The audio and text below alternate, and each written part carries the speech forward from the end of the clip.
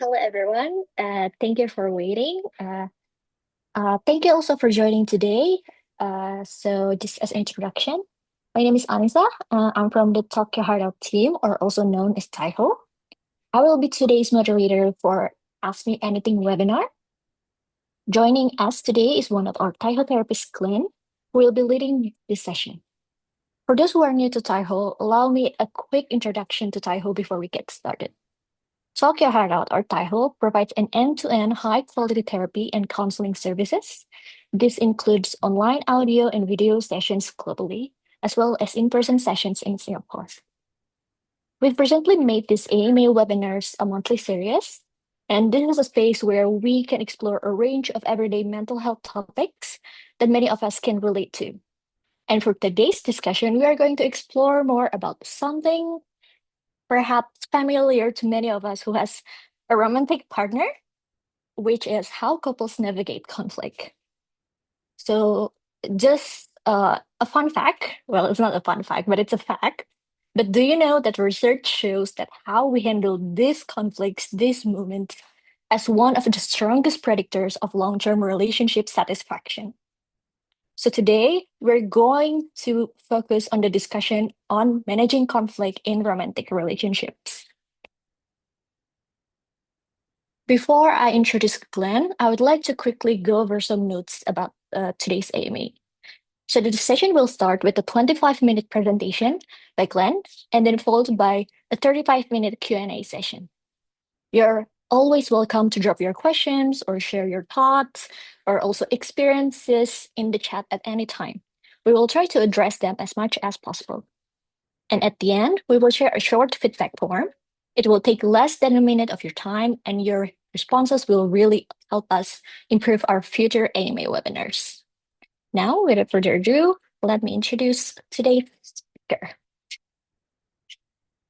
Glenn is an individual and couples therapist here at Talk Your Heart Out with over 4 years of experience in the mental health space. Before becoming a therapist, she had a decade of corporate experience in strategic communication and education.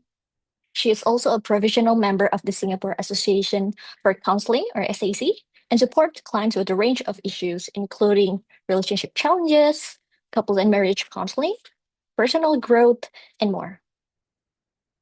As someone who's been married for 4 years and dating for 14 years, she's no stranger to the ups and downs of building a life together despite the occasional healthy arguments.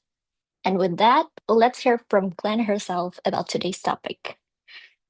Okay, Glenn, I will stop sharing my screen so you can continue with yours. Okay, thank you, Anissa. All right, okay. Thank you, Anissa, for sharing. Before I begin, I just want to share that I understand that it's a 25-minute sharing session, and I will absolutely do my best to try and stick to that to that time. But I'm known to sometimes overrun quite a fair bit, so please bear with me. I want to, get as much information as I can to everyone. So it's just going to be a little over 25 minutes, hopefully not too much more. Okay, and I promise, of course, we will have time to get to questions that everyone here will have. All right, so give me a moment. I'm just going to share my slides. Okay. Hang on, hang on. Okay.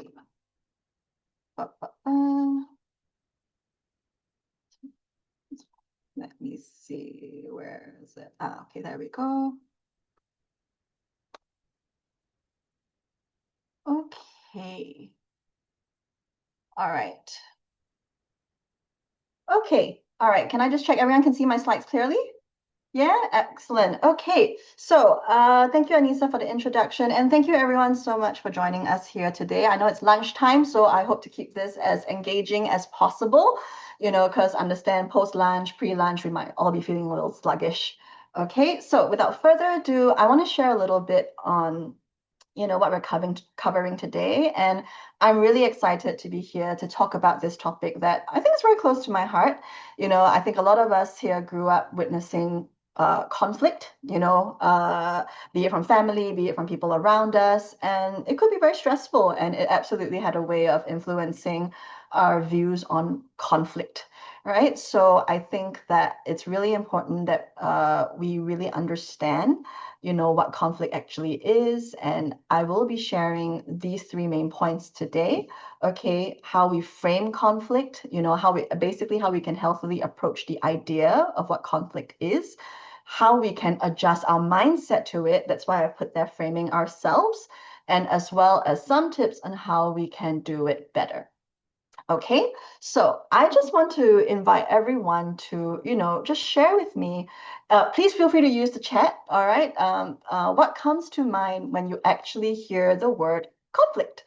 Right. I just want to let everyone, just share what have you been experiences or what comes to your mind straight away, and you can please feel free to put a one-liner into the chat if you'd like, on what conflict is, because often when, couples or even individuals come to therapy, a lot of the time they want to address the idea of conflict, you know, um, but essentially their understanding of it is actually incomplete, right? So it's always interesting to know what everyone thinks conflict actually is. We've got the word disagreement, very nice.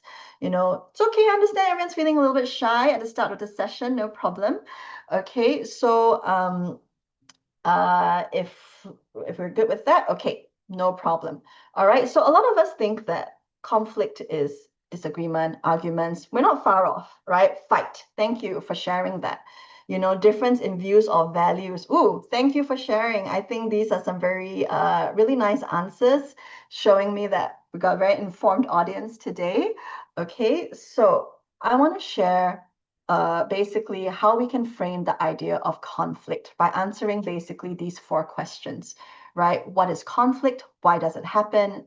Why is conflict necessary sometimes? And I've bolded necessary because a lot of people are surprised to hear that, oh, we actually need some conflict in a relationship, right? And of course, lastly, what does conflict mean for our relationship? Okay, so very rightly so, what many of us have pointed out in the chat is conflict is when there's a disagreement or a clash between you and your partner. And it could be because, a difference of values, needs, expectations, right? And even perspectives, right? It doesn't necessarily come in the form of a huge argument, right? And conflict can show up in other ways like passive aggressive behavior, avoidance, or even unspoken tension, right? So one important thing to understand is that conflict is going to happen. Why? So that's the second question, right? Why does it happen? It's really because, simply put, we're all unique individuals and we will all have different needs, different communication styles. And on top of that, we as human beings, we're dynamic, right? We are evolving, so we have different needs, and things change over time. And these are things that can invite conflict, so the fact that we are simply unique individuals is what can often cause conflict to happen, right? So thinking conflict, and then this will lead to, of course, thinking that conflict is inevitable, right? Because we're all unique, and I understand that thought can be scary, right? That, conflict is going to happen.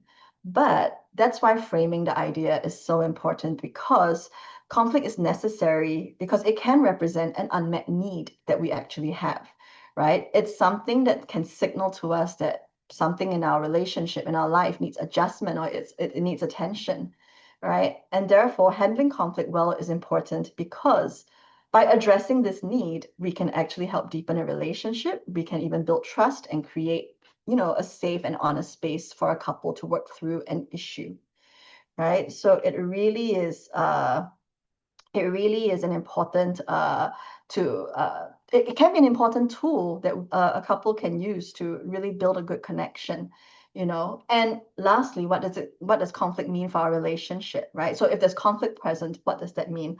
I will share, for the most part, it means your relationship is normal, right? Because as I said, we're all unique. We are all going to have different clashing ideas at points, right? But it means that there might be needs that are not being met, right? That now require your attention.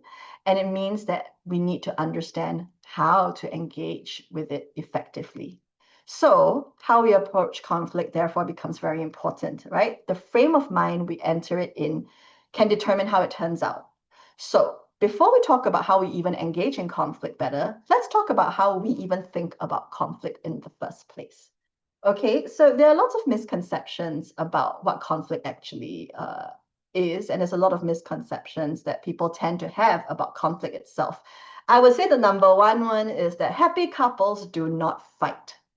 Right. So I will say categorically, this is untrue. Happy couples will fight, right? And it's normal to think that if a couple is fighting, oh, something is wrong. But truthfully, a lot of couples come to therapy to say the goal is to not fight. And I will share with them that's not achievable, right? That's what we will call a dead goal because all couples are really going to experience conflict at some point.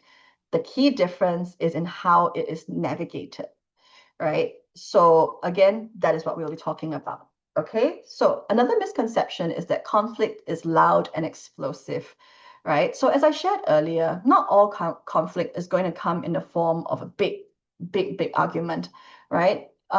Conflict occurs when there is a clash, and the clash can also show up in soft, subtle ways. Just for example, like withdrawing from the relationship or withdrawing from your partner, or even ignoring your partner, right? Like giving them the silent treatment. That in itself is a form of conflict already, right? Even things like dropping passive aggressive statements, right? Or having chronic avoidance of an issue, right? These are conflicts that can actually also lead to emotional disconnection, right? Which is what we tend to be afraid of when we have conflict, right? We don't want to feel uncomfortable or disconnected, right? But withdrawing or avoiding an issue can also, and being very quiet about it, can also lead to that. So that's why it's important to understand that not all conflict is loud and explosive. Okay, so this follows that point, right? That avoiding conflict keeps the peace. This is often a misconception that shows up a lot when I work with couples, right? They say, "Oh, I don't say because I just want to keep the peace," right?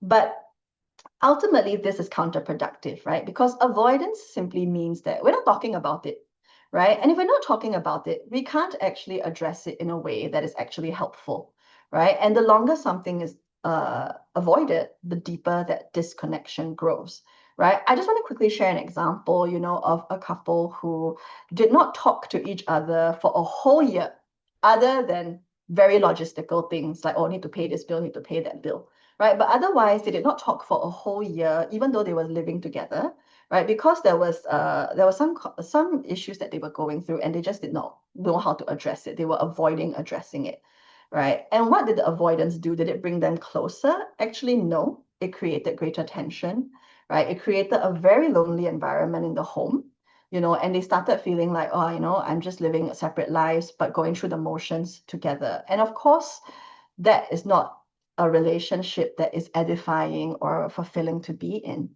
right? So we want to recognize that avoiding conflict is not going to keep the peace. If anything, it is actually deepening a disconnection.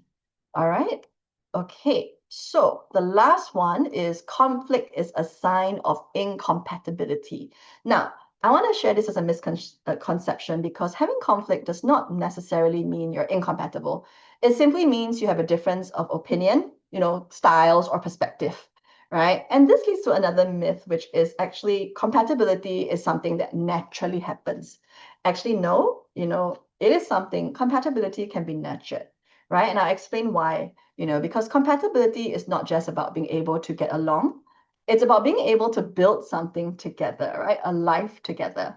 And that's why, we say, oh, this system is compatible with that software, right? Because why? Because they can work together, they can build something together, right? So when you argue well, you're actually nurturing your compatibility by learning to work with each other through the challenges that life is going to throw at you as a couple, right? And to also share that conflict may not always stem from personal clashes, right? Or personality clashes. It can also arise situationally, which I will share more about later, right? So that's not to say that so that's to say that when you have conflict, it means you are incompatible. That's not true, right? Because conflict can also arise from situations that have been beyond your control.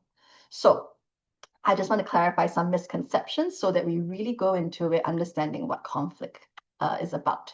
Okay, so I want to share some interesting numbers with you guys. All right. So, so 69% of conflict is perpetual. So this is a research study done by Dr. John Gottman, who him and his wife, Dr. John and Julie Gottman, are the founders of the Gottman method couples therapy, right? So basically, they've done extensive research on couples' behavior, especially in conflict. And what they found is that 69% of conflict is perpetual. And what that means is that there are ongoing issues that may never fully resolve between a couple, right? Why? Because there are differences that exist between couples that may never fully go away, such as habits or preferences, or even like different personalities, right? So another common complaint that couples have coming in is that they have the same fight over and over. So if you find yourself relating to this, I do have some good news. This is more common than you think. But of course, it doesn't mean that it's not frustrating that we're fighting about the same thing over and over, right? It doesn't mean your relationship is broken. But what that means is that, okay, we need to find a way to actually talk about these perpetual issues. All right. So another interesting number is that couples who never argue report a 35% lower relationship satisfaction level than those who do. Okay. Now, there's a little asterisk there because we want to note that these couples that report 35% lower satisfaction level are compared to couples who argue occasionally and healthily.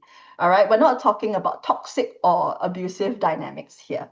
Okay, so this is why I shared earlier that those who never argue never give themselves a chance to connect on a deeper level through the challenges. And this can lead to emotional distance or even resentment, right? Because if we never talk about the issue, we just kind of ignore it, right? Then of course resentment can grow because the issue never really like gets attention. Okay, so a natural question that then comes about is, okay, so now when understanding that conflict is good, talking about issues is good, right? But how often is too often to argue, right? Or how often is too often to have conflict, right? So luckily for us, Dr. John and Julie again did the research for us, and what they found was that happy and fulfilled couples do report an average of 1 to 2 conflicts per month, right? Again, there's an asterisk there, right? And the asterisk is because these couples also reported that their conflict was engaged with respect and repair in mind. So again, it is about how they argue, right? Not that, oh, they argue, so they count that as a good thing. It is about how well they argue, and that is what led to more happiness, more fulfillment. Okay, so let's talk about some common flashpoints, that couples tend to argue about, right? And I'm thinking some of you might relate to these points. Okay, so one is communication styles, right? So communication styles, some of us, as I said earlier, right, all of us, we grew up differently. We have different upbringing, we have different families and friends and environments that we grow up in. So naturally, we adopt different styles from each other, right? And when we come together, these styles have a potential of clashing, right? Something that someone feels, let's say one partner feels, hey, actually what I said is very funny. The other person might feel, actually, no, I felt it was very rude and disrespectful, right? So that right there becomes a difference, right? And that becomes something to address. Okay, so communication styles are a very common flashpoint. Another one is emotional needs and connection, right? So a lot of couples do argue over like how they're getting their emotional needs and their connection needs met, right? Right. I think a common one is that couples, when they come home after work, one of them will say, I really want to spend time with you, but you're always on your phone, right? It's like we're not actually bonding, or we just we're just watching TV and I want to talk. So these are things that become common flashpoints. Okay. Another one is, this is an important one, finances and priorities, right? A lot of couples actually have a lot of arguments over their finances and what they want to prioritize in their lives, right? So this is something that there's a lot of that can have a lot of conflict over. How much should we be saving? How much should we be spending? Where should we put should we be buying this house, that kind of thing, right? So these become very, very common battlegrounds to argue over.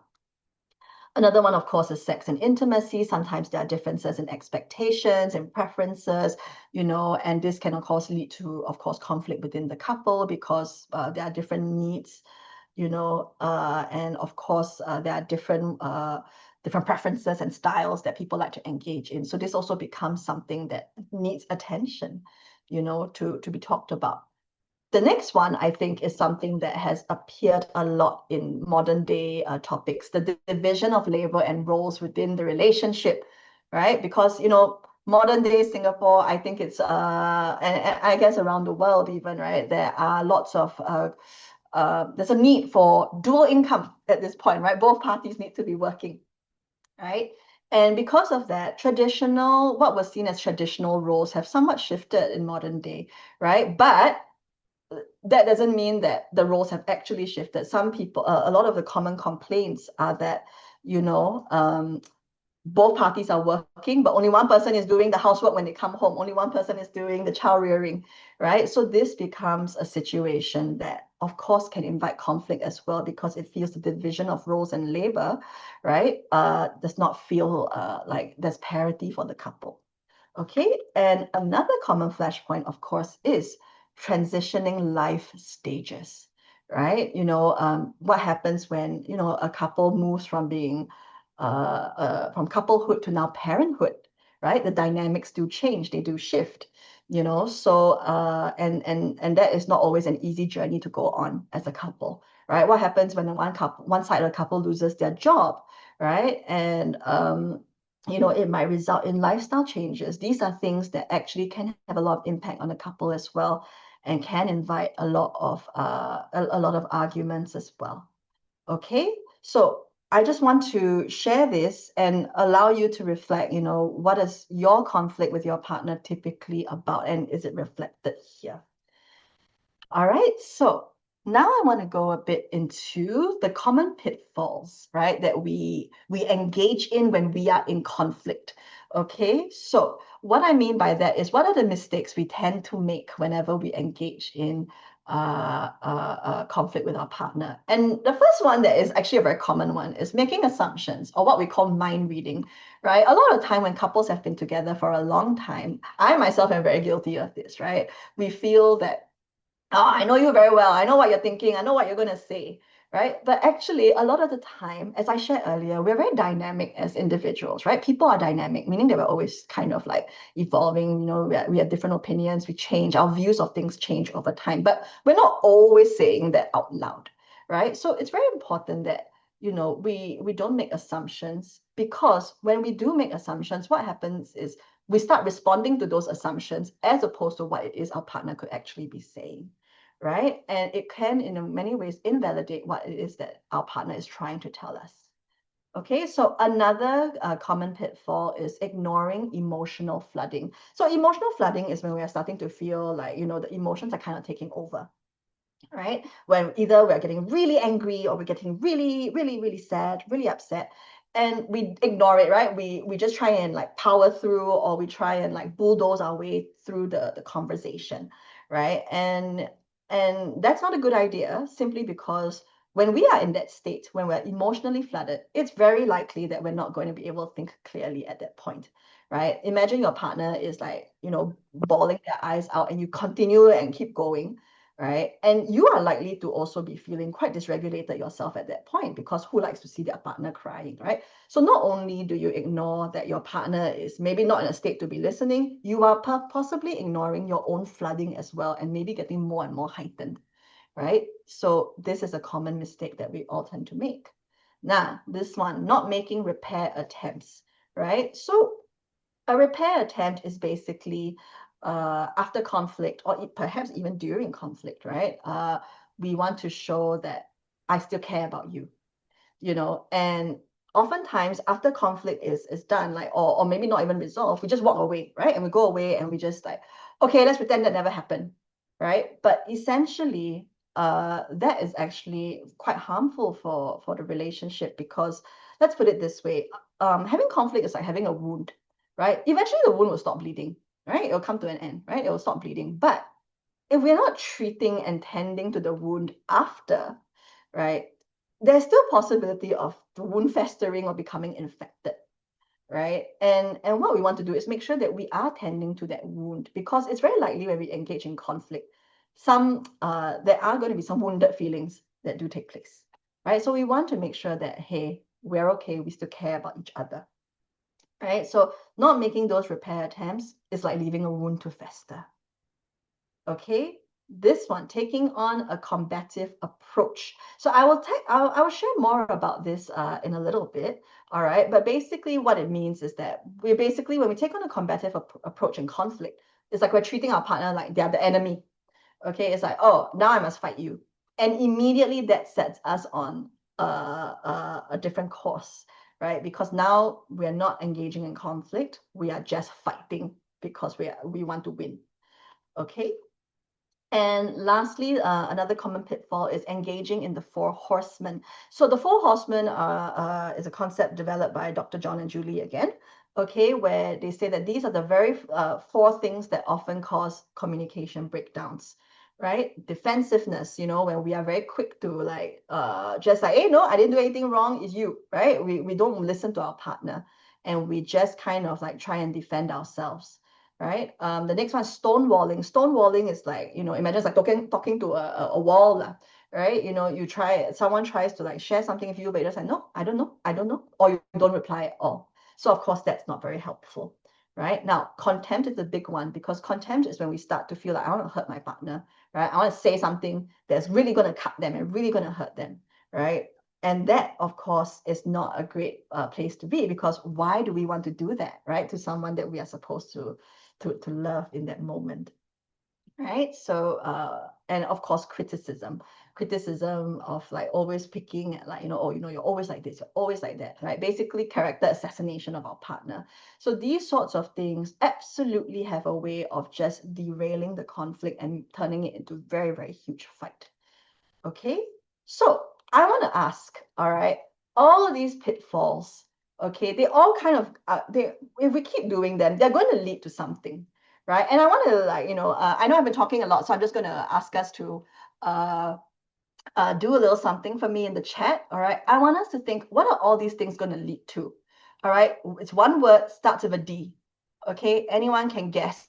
What do making assumptions, not making repair attempts, right? Stonewalling, fight, being combative with our partner. What can they potentially lead to? Starts with a D.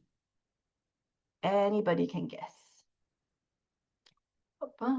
Oh, divorce, distance, detachment. Very good, very good. Anything else? Disconnection, detachment. Really good guesses, guys. I really appreciate it. Disappointment, that's a really good one, actually. Delete. Delete the relationship, maybe. Okay, okay, yeah, right. Similar to divorce in a way. Now, I would say everyone's close. Some of you got it right there. All right, it does lead to disconnection. All right, thank you so much for participating. Okay, so it does lead to disconnection, right? And what y'all have shared, right? Detachment, disappointment, right? In many ways, they also lead to disconnection. So you really are not, you really are quite on the money there, right? And I want to share disconnection is actually much more harmful than conflict in a relationship, right? Because let's put it this way, disconnected, right? Imagine there's a line between you and your partner. And when we're disconnected, it's like that line has been cut, right? And when we feel disconnected, what we will feel is that over time, we care and care less. And that is, of course, is what will lead to the other more severe D words, right? Divorce lah, delete lah, delete the relationship, that kind of thing, right? So we want to remember that that's why we don't want to be afraid of conflict. What we don't want is actually disconnection, right? And therefore, how we approach conflict is very important. The frame of mind we enter it in can absolutely determine how it turns out. And remember, it's really not you versus your partner, not to be cliche, but it really is both of you versus the problem, right? So it's important to remember that the goal of conflict is not to win a fight, right? It is about understanding your partner better and being understood, so that we can work through this issue in a way that both of us, feel connected through it. Okay, so that leads me to, learning how we can frame ourselves, right? So as I shared earlier, I want to talk a little bit about combat mode. Okay, so combat mode, as I shared earlier, is about fighting your partner, right? It's me versus you, right? It's about seeing your partner as the antagonist or the enemy, right? And it focuses on who's right and wrong. There's a lot of blame being thrown around, right? And what it does is it prioritizes pride and self-preservation over the relationship. Combat mode is really like, okay, I need to fight you now, right? Because now you are upsetting me and I need to show you how wrong you are, right? So all so that I can feel like heard and better. And again, a lot of this may come from a good place, but ultimately it is setting us up for on a different path than we actually want to go on, which is actually to be understood, right? So what can we do to, ironically, combat mode, right? It is to go into collaborative mode, okay? So collaborative mode, as its name suggests, right? Because ultimately, you and your partner, what we want to remember is we're a team, right? So it becomes a we issue, right? Seeing each other as teammates and having a disagreement. And I want you to really think about that because a lot of the time, a lot of couples come in and one of the complaints is, yeah, so much, you can work so well in the office, you can work with all, you can talk about all the problems with your colleagues, but you can't talk about it with me, right? And a lot of the time is because, of course, at work, different decorum, but it's already very understood that we are teammates and therefore we kind of have to work together. Being a couple is kind of the same thing, right? We are teammates, and therefore, when we are having a disagreement, what we want to do is to work together, not against each other, right? So, collaborative mode focuses on repair and reconnection, right? And also focuses on how we resolve this issue together. So, I want to invite my colleague Anissa. Can you help me do a little practice for our attendees? Okay. Okay, sure. Okay, so Anissa, is there perhaps any problem that you'd like to use as an example? I think one common thing that at least I have during argument is punctuality. It's about Mhm. attending something on time. I don't know, respect my time, something that's kind of like it's always a combat mode of the time. Okay. So yeah, so when I don't know, I think during combat mode, which I often encounter with my partner, is more like, well, it's your fault that we're late, those kind of things. And then my partner will just be like, why do you always have so many things to say? So I think it's like I can see the me versus you thing during this kind of conflict. Okay. Uh, Anissa, thank you so much. Brilliant example. Okay. I think a lot of couples fight exactly about this punctuality, right? Because all of us have different relationships with our watches and our and time, but it is something that absolutely can grate against our nerves, So um, I'm not sure if you all picked up on what Anissa said, right? In combat mode, what she is saying, or maybe what her partner is saying, is it's your fault that we're late in the first place, right? And then it comes back with, oh, you always find something to complain about, right? That right there, it's very true. That's very me versus you, right? Because what are we doing? We're now engaging in blame, right? And that of course invites more contempt to grow. Oh, now I'm going to find something to say about you, right? So what we want to do is see how can we shift from that, because is it frustrating to be late when you don't want to be? The answer is yes, right? Of course we don't want to be late, right? When we actually value being punctual. But then it becomes about how do we shift from that to collaborative mode. So I want us to just keep this conversation in mind because I do want to come back to it, but I want us to do a little framing exercise first, okay? So that we can see how collaborative mode works. All right, so I want everyone here to think of an argument you've had with your partner. All right, I hope not, there aren't too many, but of course, I just want you to think about it. Now, I want you to imagine you're sitting on the opposite sides of a table, arguing over the problem in the middle, right? So you are here, your partner is opposite you, and the problem is in the middle. Okay, just want you to imagine what that looks like.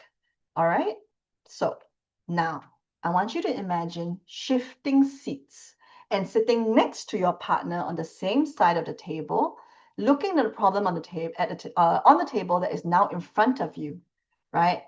And I want you to think, well, when you think of it that way, what might shift for you when you see yourself sitting with your partner on the same side of the table, right? And what you're now focusing on is the problem, right?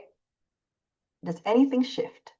And the reason I want us to practice this is because often when we are looking like we are sitting across from someone, right? It feels like, oh, very me versus you.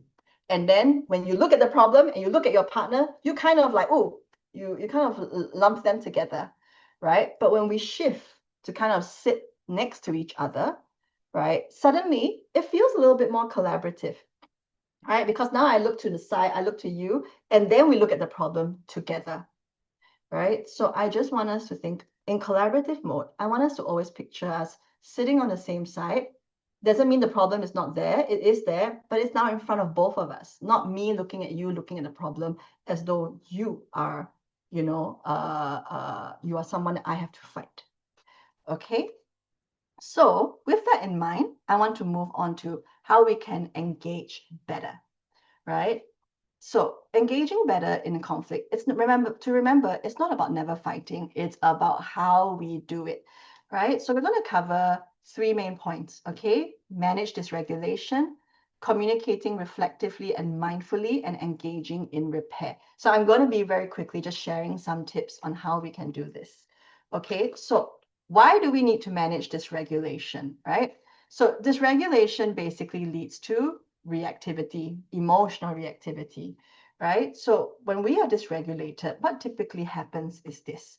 We are unable to think as clearly. I mean, like, when we're very angry, when we are, and we're shouting, it's very likely we're not thinking as clearly as we could if we are regulated anymore, right? And when we are in that mode, when we're not thinking very clearly, what tends to happen is we start to say things we don't mean or are actually particularly hurtful to our partner, right? Because we are fully dysregulated at this point. And what happens is we then become trapped in the problem and we focus on how bad we feel, right? And that can lead to emotional exhaustion. Okay, so I just want to very quickly share an example. There's this couple who had a fight in the car on the way to their staycation. And ironically, it was because why they were not punctual. All right, so this relates directly to that. They were fighting because one side of the couple was very upset that her partner had picked her up late, right? And she wanted to do the 3 p.m. check-in time, right? But it was already 3:30 by the time he picked her. So they argue all the way to the staycation, right? And they're arguing. There's a lot of blame going on, exactly like, almost exactly like what Anissa was saying, right? It's like, see, it's your fault. Why do you pick me up so late? Right? And it's like, why? What's the big deal? What's the big deal? Why must you always be so unhappy? We're waiting for staycation, blah, blah, blah, blah, all these things, right? They're just shouting in the car at this point. And it reached a point where when they finally parked the car at the hotel, they were so exhausted. One side of the couple basically said, I don't go already. I don't go anymore.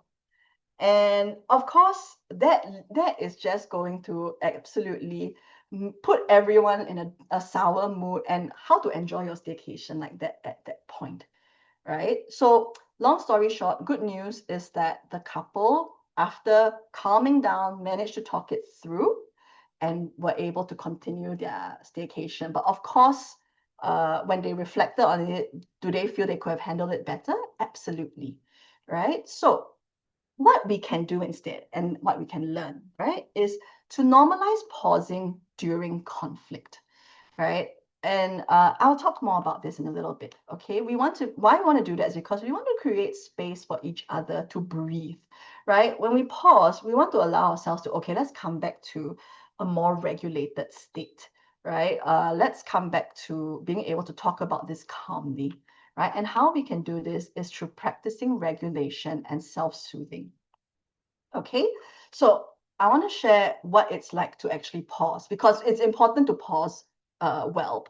Okay, so what we can do is to call a timeout, right? Let your partner know, hey, I need a minute, right? I cannot talk right now. Sometimes maybe you need 5 or you need 10 minutes. Okay, so it's important to let your partner know that if I need some time because otherwise I cannot engage in this conversation meaningfully. Okay, and what we want to do is to be respectful of each other's need to take a break from the conversation, right? Because everyone deserves time and space to really think about, okay, what am I feeling? What do I actually want to say here? All right, we all need that time. All right, and of course, this is where a lot of fear for people crop up because they feel, oh, sorry, can go one slide back. This one? Are we talking about this one? Yeah? Okay. Okay, brilliant. All right, is there anything we need to explain? Are we just taking a photo? Just want to see if I could be clearer on something. All good? Can I move on? Oh, so sorry. There's one part missing. Yes. Yes. Okay, here we go. All right. Okay. Okay, all right, good. Okay, glad to know you're taking notes. Okay, so what was I saying? Okay, so I was saying, right, whenever someone asks to take a pause, all right, it can absolutely cause some fear in people to say like, hey, what if we pause, right? Then you don't come back to the conversation, right? I don't want to just pause and then then this fight is unsettled. Now, that is a very, very understandable, there's a very, very understandable fear to have. And that's why it's very important that the couple commits to returning to the conversation peacefully, right? This is really about learning to respect the needs that each side of the couple has. If one person wants to pause, we also must remember the other person. If they give us the space, then we also give them the respect that I will come back to this conversation. I just need a bit of time, right? This way, it allows us to feel safe together. We feel safe to pause because we know we are going to come back to it as well. Okay? And then we'll ask, okay, so pause already do what? Right? What do we do when we pause? Right? So I like to call it the 3 R's, not reduce, reuse, recycle. Okay, it's reset, practice some deep breathing. Okay, what we want to do is reset ourselves, our nervous system, bring our heart rate back to less pop, pop, pop, pop, pop, pop, pop, and more like, okay, more regular. All right, so that we can think more clearly. And what we can do is practice some deep breathing, right? Over there, you see the numbers, right? 4 by 4 by 4 is basically, so the first number represents the inhale. You breathe in through your nose 4 seconds, hold it for the next 4, and then exhale for the next 4. Okay, so below you'll see the 4 by 7 by 8, right? That's a different style. Some people prefer it because it's a longer exhale. All right, and you just keep breathing until you feel, okay, I'm a little bit calmer now. All right. So the next R is refresh. Okay. So you know how people always think that, wow, having a shower is very healing, right? It's true because you feel refreshed, right? And you feel better, right? So sometimes drinking a cold glass of water or splashing water on your face or even listening to something calming, that is very helpful in helping us reset. Refresh, right? And just calm down a little bit so that we can come back to the conversation. All right. And the last R is to reflect. All right. After we've calmed down, okay, I'm pausing, I've refreshed myself, I've calmed down. Now we think, what do I want to convey? Right. We start to regroup ourselves, right? And think, okay, what do I actually want to say? Right. And to think, how have I been contributing to the dynamic? Right. Because often when we are in the heat of the moment, we are not really thinking about like, what we are actually doing. We're just trying to get our point across, right? But sometimes we don't realize, wow, I was shouting that whole like 15 minutes, right? And we start to think like, okay, what's that gonna do, right? So how can we adjust ourselves when we return as well, right? And to possibly think, what has my partner been trying to tell me? All right, so I think it's very important that we try and practice the 3 R's whenever we take a pause, right? Not just take a pause and then seethe in your anger and then come back even angrier, right? Then that pause was not useful. Okay, so another way that we can, earlier I shared we want to be able to communicate more effectively and more mindfully, right? So another way is to engage in verbal repairs, right? So we want to basically be able to be intentional in how we communicate, right? And what verbal repairs do is they help to de-escalate an argument, right? They help us to like kind of like bring the argument, like, bring it back down a little bit, and it helps us to acknowledge each other's feelings, right? But and can possibly also and help us take responsibility for our actions, clarify misunderstandings, and reaffirm our care for each other, right? Why this is important is because we also want to remember that, when we are communicating with our partner, this is someone that we love, right? And this is a way of being collaborative, right? That we want to basically acknowledge each other, right? And also take responsibility, right? For what it is that we are doing, So an example of this would be, you know, we can say things like, okay, when we realize, oh, I've said something hurtful, right? We can say, okay, I'm sorry, that came out wrong. Let me say that again, right? And I can see how this is upsetting for you. So can I ask what you're feeling? Because upset can be many things. Upset can be angry, upset can be sad, upset can be frustrated, right? So it can be helpful to clarify which one are you feeling right now, and to take accountability, right? Okay, I was being reactive just now. I'm sorry, that was on me, and to basically acknowledge that, yeah, okay, I can also see, right, where I am contributing to this dynamic. Okay, so we can also ask them, okay, I can see that we're both quite overwhelmed right now. Do you think a short pause will be helpful? Right, let me go, let's just take a breather for a moment. Again, committing to return. Okay, another way that we can also communicate well is through affection, right? So never underestimate the power of affection, no matter how small the gesture, right? As I said earlier, remember, you are negotiating with someone that you love and care about when you're in a romantic relationship, right? This is not like, well, some random person on the street that you're getting into conflict with, or or a toxic colleague or toxic boss, right? This is your partner, right? So showing affection appropriately, I want to add, right? Can be like, reaching out to hold their hand, get them a glass of water, get them a tissue if they're crying, right? Ask them, okay, is there something that you need right now? Is it space? Can I offer you a hug? And I think it's also important to remember that it's important to read the room in a way to make sure that, oh, okay, we ask for permission, right? To do these things. Don't, while your partner is like angry and then suddenly go and offer them a hug, then of course it's not going to be received well, right? So we want to make sure that we also offer, or rather we ask, right? Can I like get you a glass of water? Can I get you some tissues, right? And usually, especially amongst healthy couples, there will be a lot of reception to these sorts of things, right? It's like, okay, yeah, right. Maybe I'm not ready to be touched, but yes, please get me a drink. Okay, non-alcoholic. All right, don't drink while we're arguing. Okay, all right. So we also want to make sure that we are speaking mindfully, right? How we speak during conflict makes all the difference. Okay, no one likes to be attacked by their partner, right? Nobody. So we can still get our point across without having to tear our partner down, right? And this is important because often, whenever we are in a conflict, we start to say all these hurtful things, right? But what we want to realize is that we're actually tearing our partner down in that moment, and that is starting to show contempt, which again is not something we want to do in a healthy relationship. Okay, so what it looks like using I statements, right? Focusing on what you feel or need, not character assassination on your partner. So just for example, let's say the example Anissa was sharing earlier about punctuality, right? Instead of saying, oh, you're always making us late, right? It can be something like this instead. Saying, look, I just really don't like being punctual because to me, I really it stresses me out.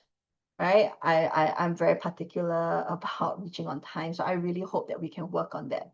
So immediately you see how that shifts from you're always making me late, right? We want to be able to use I statements to show our partner how we feel as opposed to attacking them. All right. And we also want to make sure when we ask questions, what we're doing is to understand. We're asking so that we can understand them better, not to control or to test, right? Oftentimes, a lot of the complaints or issues that come up in therapy is that we feel that, hey, my partner says this, right? But there's no correct answer. She's just trying to test me, right? And that is where we start to, of course, feel a lot of stress because it's like everyone wants to pass, right? No one wants to fail the test. But the thing is, we should not be testing each other in this way. When we ask, it should be genuinely out of wanting to understand. All right. And we want to be able to express a positive need, not just focus on the complaint, right? Not just say that, like, you are always so late and you are always so not punctual, right? We want to express a positive need. What I would actually like is to be able to be on time for these things so that I can enjoy. That right there is expressing your need. Okay, and that is also helpful for your partner so that they don't have to mind read and say like, actually, why is this so important to you? Okay, what? Late a bit, okay, what? Right? So that's where we share what is the need here so that they can understand. And an important thing to note is tone matters, right? So if you cannot manage your tone, it's likely that you're dysregulated and you need a pause as well, because there's a difference between like saying like, uh, hey, I'm really I just really want to be like on time, right? Versus, yeah, I want to be on time, right? But you never let me be on time. Immediately, of course, that is very different, right? So we want to make sure that we watch our tone. Okay, so next thing is reflective listening, right? The last thing we want to remember is reflective listening.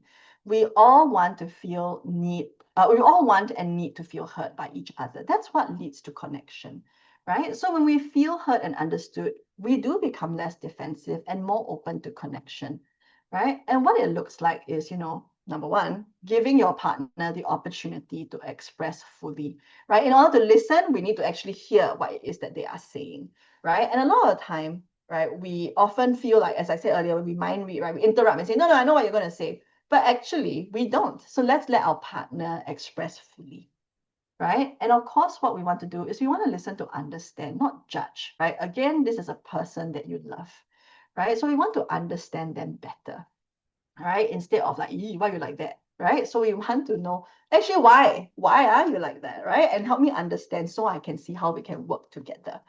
Okay, and sometimes it's helpful to reflect back what you have heard to them, right? To say, okay, so I'm hearing that it's because you're very stressed. That's why the lateness bothers you, right? As opposed to, oh, you just don't like to be late because, right? It's because it invites stress, because you like to, you want to enjoy yourself fully. That's why. And then what you do is you check for understanding or consensus, right? Like saying, is that right? Am I understanding that correctly? You know? So, some helpful phrases to start with when it comes to reflective listening is, okay, so what I'm hearing is this. Am I understanding correctly? Or, the examples up there, right? Thanks for sharing. Now, saying thanks for sharing is honestly very helpful, right? Because often people don't feel safe to share. So, when they share something difficult, it is important to acknowledge that, hey, that was probably difficult for them, right? As just as like if you share something difficult, it's likely you want your partner to acknowledge, hey, that was difficult for you. I really appreciate that. Right. So these are things that can help us listen and connect better. Okay. So in conclusion, we're at the end, guys. Right. Finally, okay, remember, it's not about never fighting, it's about how we fight. Okay, so conflict isn't your enemy. As I shared earlier, disconnection is much more harmful, right? So what we want to do is to treat conflict as an opportunity for collaboration and deeper understanding. So the better we engage in it, the deeper our connection can be, right? And that's what leads us to feeling more emotionally connected with our partner. Okay, so I hope this was helpful. All right, and we can now move into our Q&A time. Okay, so I'm just going to stop sharing for a moment. Okay, please feel free if there are any questions. Happy to answer. Just going to take a swig of water, okay? Okay. While Glenn takes her water, I think it was a nice, yeah, I think it was great, really. I think I did the practice as well, the combative mode, like right away, and it's like kind of put it into perspective. The kind of questions that naturally come up to my mind is different. It's like, why is this important to you? So I hope everyone else also find the practice as helpful as I did. So, before we go to the Q&A, which you can start uh, dropping them in the question box or send to me and my team anonymously if you prefer. Just a quick note, as you can see on the slide, let's do all our best to respect each other, keep an open mind, and also stay on point uh, to the questions that we are to the discussion that we are discussing today. Okay, so I've actually received one anonymous question. So the question goes, during a conflict, oh yeah.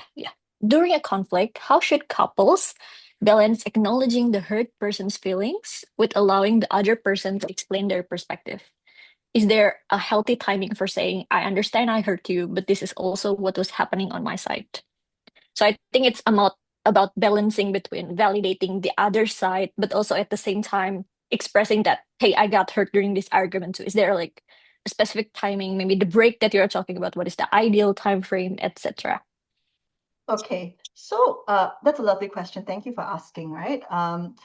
I think that it's important to understand, first of all, in terms of ideal timing, I won't say that it's a particularly ideal timing, but I do think that it is important, of course, to allow our partners to fully express, what it is that, of course, they are hurt about, and what can be helpful is to acknowledge, yes, okay, listen, and really like, try and, as I shared earlier, right, try and fully understand what it is that is really contributing to some of these feelings, right? And to really, in a way, trust that to build trust in acknowledging that uh, when we allow space for our partner, that then once they feel understood, right, and they can feel like, yeah, you really understood me, you really heard me, that is where you can invite and open up the conversation, say, okay, I really appreciate you sharing that. Is it okay if I share what I was feeling now, right? So really it's about being good at taking turns, but and showing your partner that, hey, I really am here for you, and it doesn't mean that you're ignoring your needs, right? But it's to really let your partner know that I really am here to understand you better, right? And once they are done, then of course it's you can preface it by saying, is it okay if I share now, right?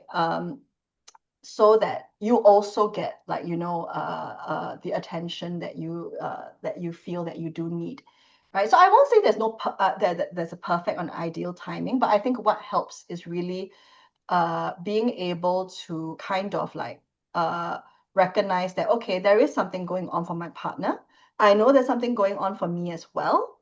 But again, let's give each other like the room, to really like uh, hear each other out. And of course, if let's say your partner is like, I don't want to hear, right? Then that's where, it is important to say, okay, you know what?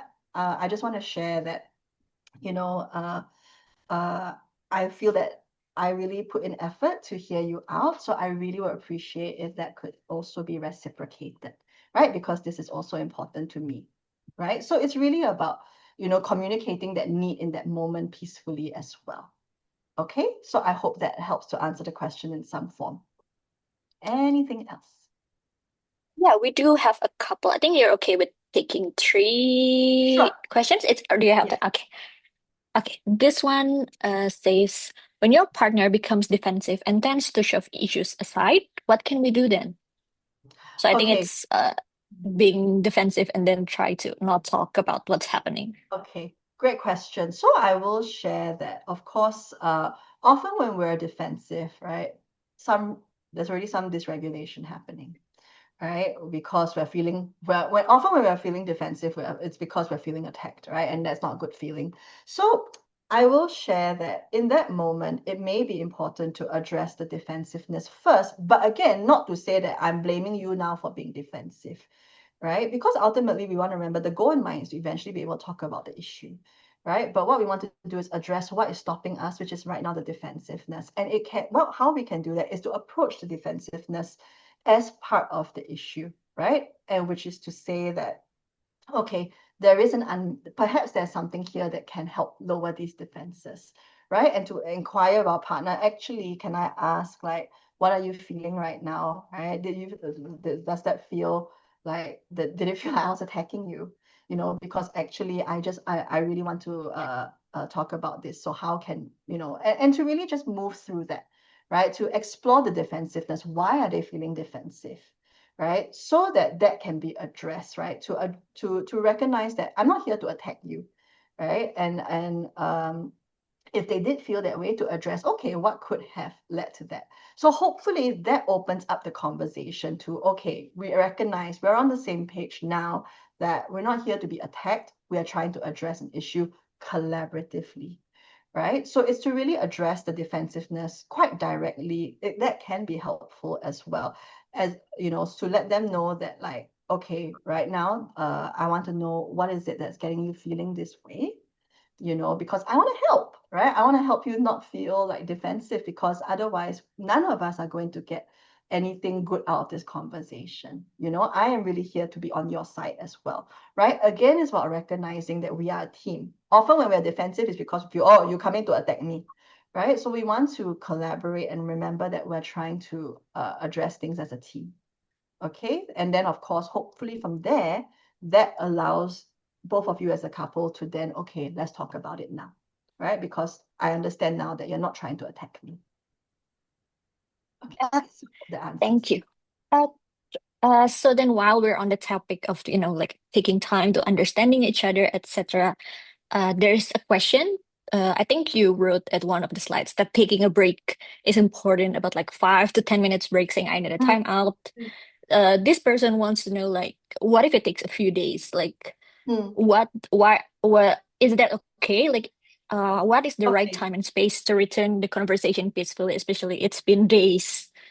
Okay, so no, that's a very, very good question, right? So I will say, of course, it's important to understand why we need a few days, right? Because is it because we are withdrawing? Is it because, or do we really need that much time to think about it, right? So I would say that honestly, now I would say that in that sense, of course, we don't want it to drag for too long because it's not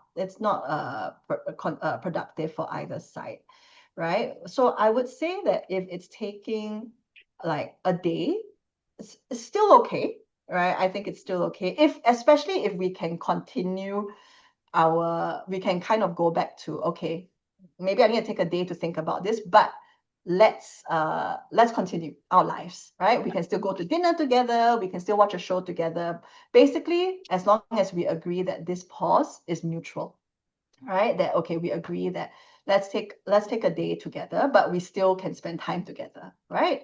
And then when we both feel like we've thought enough about this, we can come back to it tomorrow, right? But we don't disconnect and withdraw from each other.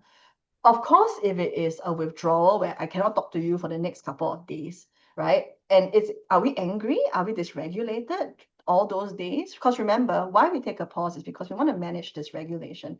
It's not to, oh, I don't want to talk about this anymore, right? So we must understand what exactly is happening here. So it might be good to clarify with your partner what it is and to look at that, right? Because taking a pause is very different from withdrawing. So sometimes we can take a week of a pause on the topic, but we still can continue our lives. We can still be a loving couple, and that's okay.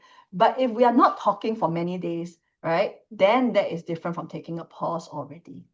Okay, so pause for many days, but we can still be a couple, and then we can come back to it 1 week later, sure, right? Because maybe sometimes we really needed that time to really understand and think about it, right? But if we are completely withdrawing, we're not talking to each other, we can't function for a whole week, then of course that's I wouldn't call that taking a pause anymore. That is called withdrawing. Okay, so that's those are different things. So we actually have two questions, but they're quite Okay. similar in nature. Are Okay. you okay to take it? Okay. Right. So these two questions are about compromising. Okay. Like, what if the one person wants A and then the other person doesn't like to do or give A, but then one partner feels like, if I don't do A, I feel guilty. And then in return, like in comparison, is that something that we should compromise, or is that like we're fundamentally incompatible? Like, how do you decide the two things, and how do you suit kind of the guilt that comes with not agreeing with the person? Okay, good question, right? So I will say that, of course, ultimately, we want to recognize that when it comes to compromise, especially between a couple, there must be a consensus that, okay, we can we can try on working on this together, be it action A or action B.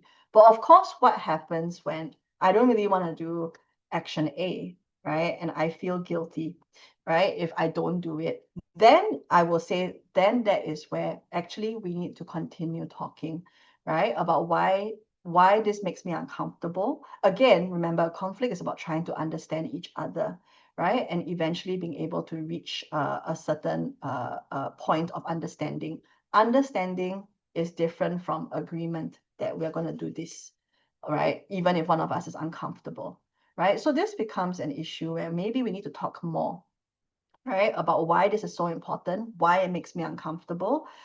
Are there other things that we can do, right? That around this, and if there aren't, why is that so, right? Why is it that you want me to do something that maybe might make me uncomfortable, right? Or why is it that I'm uncomfortable doing this? It's also about understanding the self, right? So in that sense, we want to make sure that when we compromise, it is something that both parties actually can come to an agreement. And again, it doesn't mean that it might not be exactly the version that you're hoping for, but we want to recognize that ultimately, things like consent are also still important, right? We don't want to force our partners into any particular corner. And if we find that it's something that we really, really find difficult to compromise on, then I would say actually that conversation is not over, but maybe what we need is time to think about, okay, what does this mean? Maybe want to reflect on ourselves. Why is this so difficult? Or why do I need this so much, even though like my partner is not able to give it? And that can often signal to maybe even deeper issues that need to be addressed. Okay, so I will say that we should never be forcing ourselves into situations like that. All right, and what needs to happen are deeper conversations. Okay, anything else?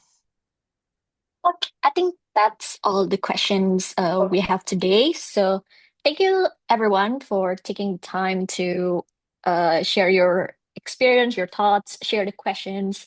Hopefully you found this AMA to be helpful, especially in how to manage your conflict in a relationship. As shared by Manasa, we have a few moments. If you could take a few moments to share the feedback from the link there, and also you can also scan the QR here. Uh, okay, and also if you are interested in talking about more of your of your maybe conflict, how to manage it, how to cope, etc., or maybe there's also a wide range of issues you can talk in therapy and counseling. And if you're interested to book with Glenn, you can also see her full profile in the chat. My colleague Manasa has shared. You can see her experience, also the issues you can help with in therapy. So, and you can also quickly book a session with Glenn through the same link. So, once again, we would like to thank you for joining us today. It was a really nice discussion, Glenn. I really like all the practices, kind of examples we can do. The I perspective is also very helpful. So thank you, and I also hope everyone will have a good day. Thank you, everybody. Thank you, Anissa. I hope everyone, at least in Singapore, has a good long weekend. Um, and then, of course, really appreciate everyone joining us during your precious lunchtime. All right. And yeah, I hope to see everyone again.